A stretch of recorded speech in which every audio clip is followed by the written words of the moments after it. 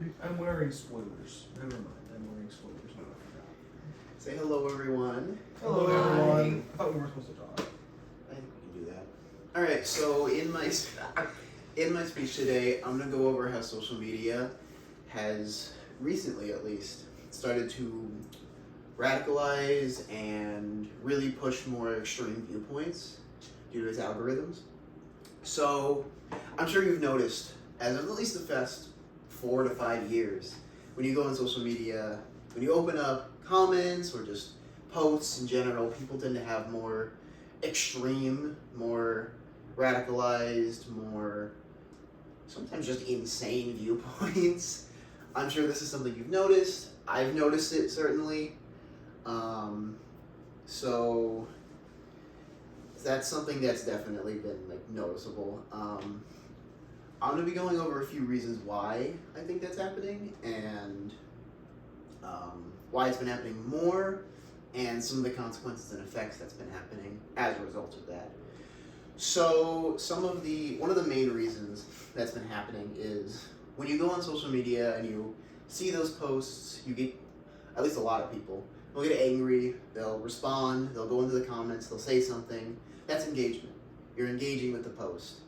When you engage with a post, it gets more eyes on it, it gets more clicks on it, it gets more views on it, which gets more views on your advertisement, which in turn gets the company that's running the site more money, which is usually why this type of stuff is encouraged. It's why this type of stuff is shown on your feed more. It's why there's more anger-inducing stuff on your feed. The more you interact with it, the more angry you're going to get, the more anger-inducing stuff you're going to get.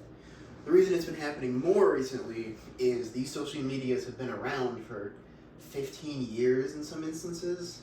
They're fairly old. They've been around for a while. They know how to play this game, and they know how to play the game of human emotion.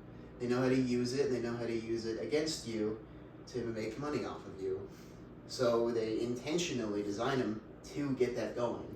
There's a study done at Yale which recently proved that they did a study on Twitter, and they showed that when people engage with this content more, when they engage with likes and engagement content, it gets more views, it gets more likes. When someone says something extreme, people respond more.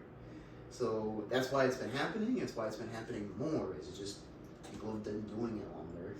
The effects it's having, of course, are fairly noticeable. I would imagine at least one person can mention some instance where they've seen this, where friends have been torn apart, where families have been torn apart. And I'm not going to sit here and I'm not going to play the, oh, everyone's equally at fault here, because there are certainly scenarios where one party is clearly worse than the other. In a family bicker and a friend bicker, it's very common where you can see one party is having a worse situation than the other, or a worse viewpoint than the other. My point here today is that those viewpoints probably wouldn't be as extreme if it weren't for these social media apps encouraging this and encouraging these viewpoints. It wouldn't get to that point. So it's pretty clear that a lot of these social media apps are encouraging more extreme viewpoints, which creates echo chambers, which creates less discussion, less civil discussion, and tears people apart. So what can we do about that? Well, there's a few answers. You could go cold turkey, take off all social media, don't use it anymore. I'm human enough to admit I can't do that. I did a gentleman's bet recently. I failed pretty quick. I'll admit that. Most people probably can't do that. It's not really a good solution either.